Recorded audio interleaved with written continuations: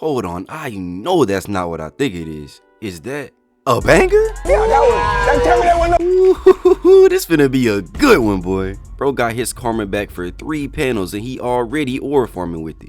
Look at him. But the chapter starts back at Momo and Boruto's conversation about their deal that 1000% has Momo intrigued. He been living the most depressing life of all time. I'm surprised he didn't just immediately say yes. But Boruto tells him it's only if they manage to take down Juro. And since they share each other's thoughts, Momo knows he is not lying. So even though Boruto knows Momo just wants to erase himself from existence so he can be out of here, a chance at freedom is more enticing, especially since the divine trees are enemies to them both anyway. So this is pretty much Orochimaru all over again. He wanted a young teenager's body and he also wanted people to take care of the Akatsuki for him. This is pretty much the same thing with higher stakes. But Momo knows that even after that, Kawaki will be there to fulfill the promise he made to Boruto, except he is not worried. And honestly, I'm not either. Momoshiki quite literally is unfathomably strong and hacked out, and Kawaki still got the same abilities from their first fight.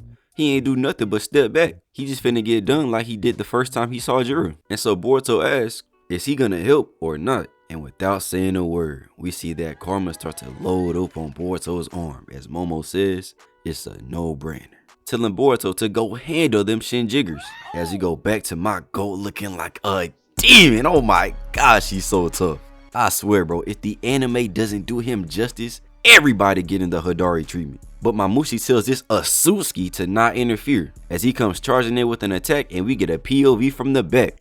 Hey yo, of that junk getting blocked and bro getting destroyed and erased from existence by a Rasengan. And realizing Boruto done activated his ultimate, Momoshiki starts spawning in mad clones. Before one just eats 2 shuriken to his eyes as we see Boruto come flying over him, with none of these dummies even knowing what's going on, leading to Boruto slicing off multiple scalps in one swing before we see a whole circle of them laid out on the ground. Cooked. And maybe it's just me, but this panel is mad satisfying. Yes sir, Ikimoto. Gave them boys a 6-for-1 head special. I know some of y'all jealous right now. But he hears that it's 3 more of them from Shikamaru, who says they're at his 4 o'clock, a couple streets over, making Boruto lock in before opening that Byakugan. I used to pray for times like this. And the panel tough. That man is really cooking right now. I don't know if this means the Jugen isn't canon or not, but either way, I'm leaving here with something. But now Boruto sees the clones, let him throw some shuriken, and with that Uchiha special on it too. My goat really trained him right, because it makes the shuriken come speeding around the corner and sniping this freak in the back of the head, as Boruto does a flying Raijin, teleporting right behind him, catching all 3 by surprise, as he loads in a Rasengan, but not just some regular degular Rasengan, nah, but a massive Rasengan obliterating the clones. And since Boruto easily handled this area, we go to see Shikamaru tell Team 10 to stay in Sector D East and Boruto to go to D South.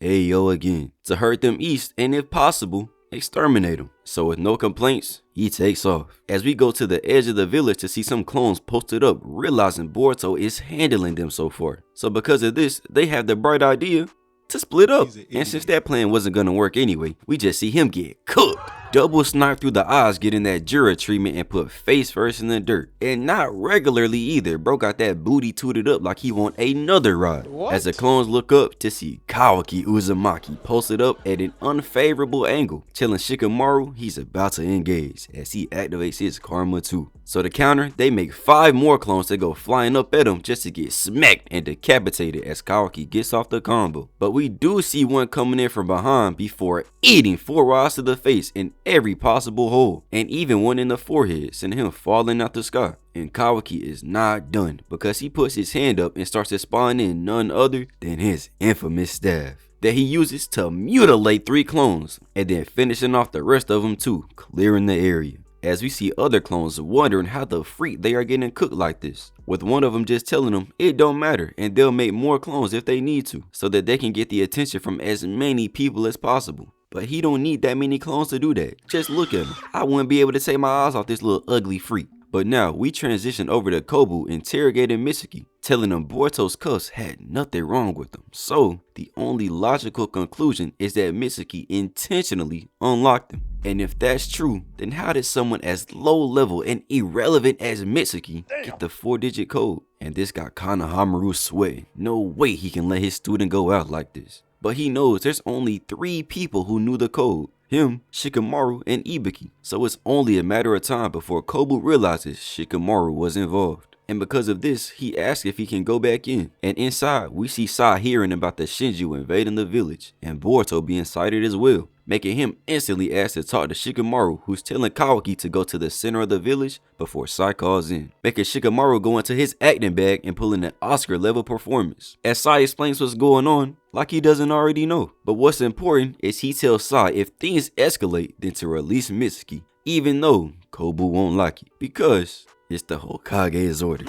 My boy really putting them powers to use. That's my Hokage right there, man. As we now transition back to inside the village, where an NPC notices that there's freaks on the roof. And not just there, but on the ground too, asking, where's Ada? And Inogen tells us there's at least 50, which is way more than ideal. But luckily, Demon Chocho notices NPCs are in trouble as Team 10 comes running to the rescue. And not just them, because Shikamaru tells Boruto to make his way there too, who's already on the way. And while that's happening, we see Konohamaru go back into the interrogation room without being called for, to tell Kobu that turns out the release code to the cuffs was never actually set, even saying it was his mistake, catching Kobu by surprise. And even Mitsuki has no idea what he's cooking, leading to Konohamaru telling him that he knows everything. So he's doing this in order to save Shikamaru and keep him as Hokage. What a stand-up guy, man. Even though he is a bum, I can definitely respect it. But too bad, apparently, Konohamaru sucks at lying, leading to Kobu calling him out for it before asking,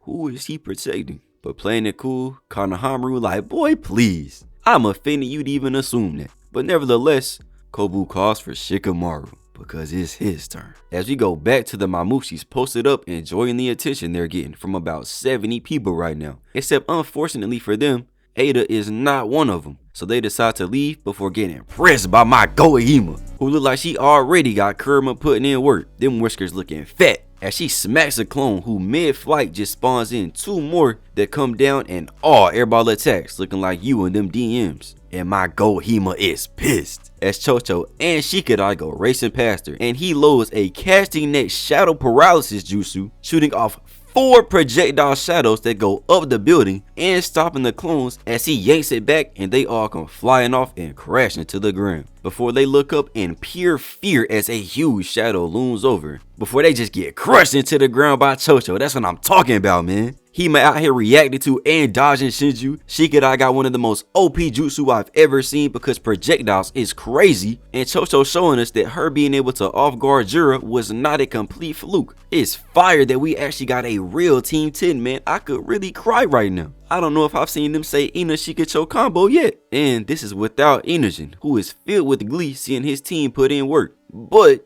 something tells me that this feeling is not gonna last.